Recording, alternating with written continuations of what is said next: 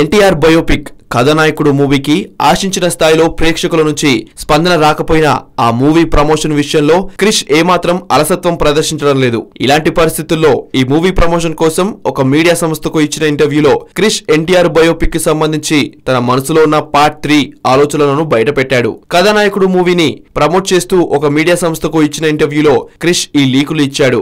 ఎన్టీఆర్ జీవితానికి సంబంధించి చివరి రోజుల విషయాలను, అప్పటి వైస్రాయ్ హోటల్ సంఘటనలను తీయకుండా ఎన్టీఆర్ బయోపిక్ ఏమిటి అంటూ కొందరు విమర్శిస్తున్న విషయాలు తన దృష్టి వరకు వచ్చాయని, అయితే ఆ సంఘటనలలో అసలు నిజాలు బాలకృష్ణ ఒప్పుకుంటే తాను సినిమాగా తీయడానికి రెడీగా ఉన్నాను అన్న అభిప్రాయాలను వ్యక్తపరిచాడు.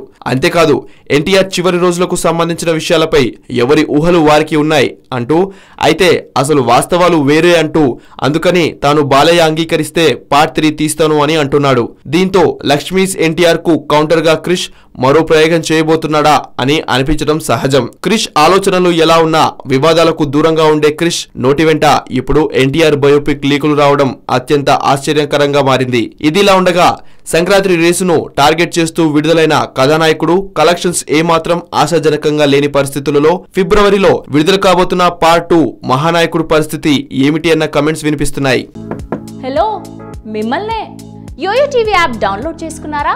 ఇంకా లేదా? మీ యాప్ స్టోర్ కి వెళ్ళి వెంటనే డౌన్లోడ్ చేసుకోండి.